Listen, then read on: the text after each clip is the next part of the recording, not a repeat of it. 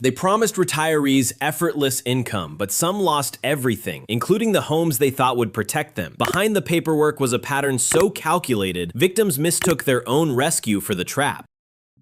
Number 12. Pro timeshare resales. You finally hear the words you wanted. A buyer is ready for your unwanted timeshare. That was the relief pro timeshare resales allegedly sold from Florida before the FTC publicized its action in 2018. Many targets were older owners already trapped by annual maintenance fees. Telemarketers allegedly said buyers were lined up, then asked for upfront fees, often hundreds or thousands of dollars, to move the sale along. But the FTC alleged there were no real buyers, and the timeshares often were not sold at all. If a caller says your exit is waiting, ask for the buyer's name, a signed purchase agreement, and proof of funds before you pay. No proof means no deal. Next, the bait gets polished into passive income.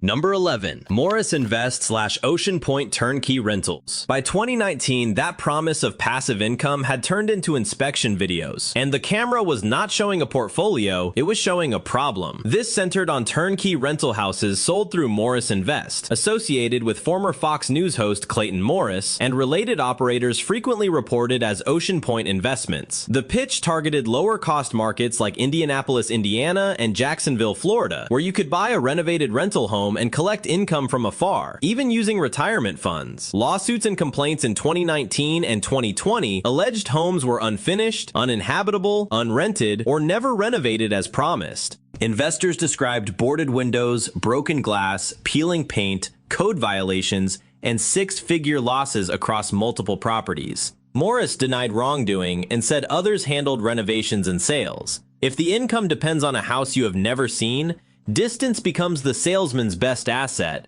and next, the pitch moves from property tours to lunch tables. Number 10. Anthony V. Slowey / APS Funding Free Lunch Seminars. Worse still, you are sitting in a banquet room with coffee, brochures, and a plated lunch, while the investment pitch arrives dressed as retirement advice. On October 22, 2009, the SEC announced a case against Anthony V. Slowey and APS Funding, describing a real estate investment scheme aimed at seniors through free lunch seminars. According to the case, brokers tied to OHI, a Kenosha, Wisconsin retirement advisory business, helped bring retirees into the room. Roughly 90 investors put in nearly $12 million, while some were allegedly told property sales produced returns above 50%. The SEC said the ventures were losing money, and Slowey used investor funds to buy real estate of his own. If lunch is free but the deal is private, ask who pays when the story collapses, because the next pitch makes that answer even harder to find. Number 9. LifePay Group / Clifton E. Stanley. And when the story collapses, what if the missing money came from investors old enough to be in their 80s and 90s? Clifton E. Stanley was the main figure behind the LifePay Group, LLC, a Texas-linked retirement planning and real estate investment pitch that drew elderly investors from Texas and Louisiana between 2010 and 2017. The SEC acted on April 9, 2018, alleging a $2.4 million Ponzi scheme, plus a related $1.4 million offering fraud through SMDRE, LLC, and related entities. Investors were sold high-interest notes with promised returns up to 36% per year. The SEC said about $1.3 million funded Stanley's living expenses and lifestyle, about $1.1 million made Ponzi payments, and nearly $100,000 came from an elderly woman's family trust estate. If a retirement plan needs trust money to keep breathing, the paperwork is already warning you, and the next file moves that warning into real estate itself. Number 8. Royal West Properties. You are 75 in South Florida, and a familiar face offers you a promissory note tied to Miami real estate. Safe, secure, backed by property deals, with annual returns of 9% to 16%. Gaston E. Cantons and Teresita Cantons sold that promise through Royal West Properties, Inc. On March 3, 2010, the SEC charged them over an alleged $135 million Ponzi scheme targeting hundreds of elderly Cuban American investors. The business was supposed to acquire properties and finance later sales, but when mortgage defaults weakened the company, the machine did not stop. Your money paid earlier investors, your neighbor's money covered costs. If a note needs fresh retirees to keep paying, you are not seeing security, you are seeing extract.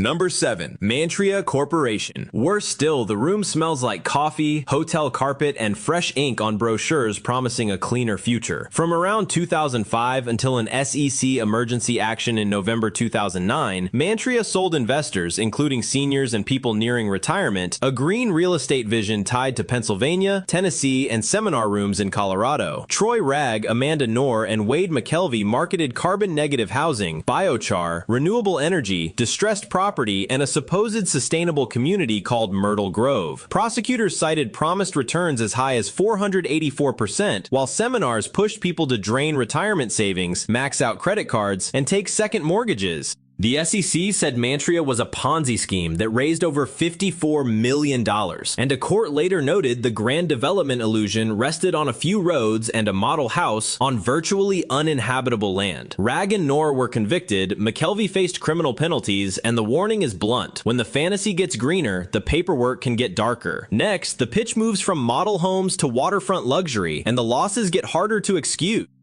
Number 6. K-Clubs, Resorts, and Marinas. You sign at closing, and the check comes back dressed up as safety. K-Club sold vacation rental and condo hotel units from roughly 2004 through 2008 across 17 locations in the Florida Keys, Clearwater, Las Vegas, and the Caribbean. The brochure promised tired properties reborn as 5-star resorts, instant equity, appreciation up to 300%, and leaseback payments of 15 to 20% paid up front. Units ran from about $300,000 to more than $1 million, plus membership fees up to $35,000. Federal prosecutors called it a $300 million Ponzi scheme involving about 1,400 investors. New buyer money paid old promises, while insider flips manufactured demand. If the income arrives before the resort does, that is not yield, that is bait. Number 5. Michael Eugene Kelly / Universal Lease. Then the pitch moves into a glossy resort binder. Mexico suites, ownership certificates, leaseback contracts, guaranteed income. If someone hands you that package, ask one question. Where is this money actually coming from? Michael Eugene Kelly's Universal Lease program sold interests in hotel rooms and resort properties from the late 1990s until Kelly's arrest in 2006. More than 1,000 investors, many elderly or retired, put in about $428 million. The paperwork looked like ownership. Regulators said the income was not generated as promised, and new investor money was used to pay earlier investors. In September 2007, the SEC charged 26 defendants. Guaranteed rental income has to come from somewhere. Here, it came from the next victim's wire transfer.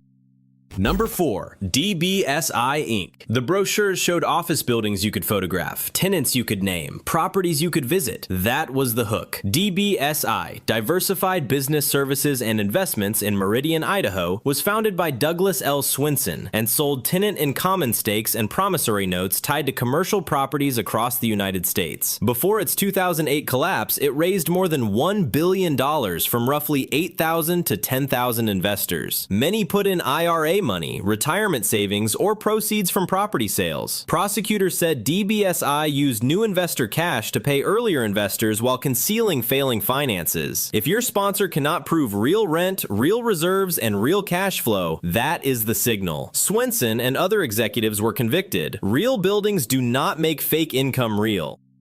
Number 3. Woodbridge Group. The brochure looked clean. Luxury homes, secured notes, steady income. Robert H. Shapiro's Woodbridge Group raised about $1.3 billion from more than 7,000 investors between 2012 and 2017, many of them retirees looking for real estate income without stock market chaos. Shapiro told investors their money backed loans to third-party commercial property owners, secured by real property. That is the red flag to test. If the return is safe, ask who the borrower is, where the lien is recorded, and whether the loan exists outside the sales deck. Prosecutors and regulators said it did not. They called Woodbridge a Ponzi scheme, using new money to pay old investors and fund Shapiro's lifestyle. In 2019, he got 25 years. Clean documents are not due diligence.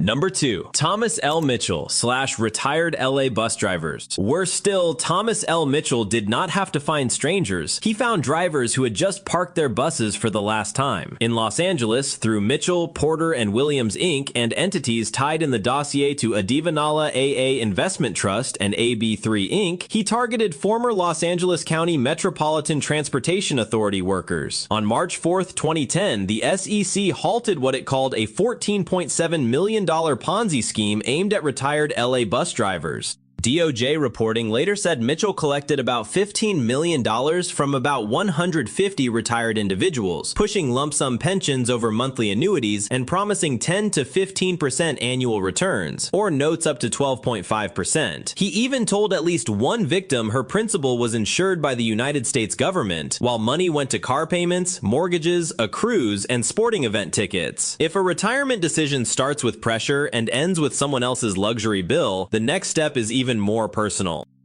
Number 1. Reverse mortgage contractor and caregiver equity theft. This one starts with fresh paint in your hallway, then puts the house itself at risk. In fiscal year 2023, HUD's watchdog reported more than 1,000 home equity conversion mortgage fraud referrals. The targets are homeowners age 62 or older. The pitch is almost always the same. Borrow against the house, pay for repairs, age in place, and the loan will handle the rest. Then the contractor, caregiver, relative, or financial advisor steps between you and the money. Checks get redirected. Repairs stall. Control of the proceeds shifts to someone who was never supposed to own your equity. You remain responsible for property taxes, insurance, and maintenance. Miss those obligations and foreclosure enters the file. The loan is not the fraud. The pressure is.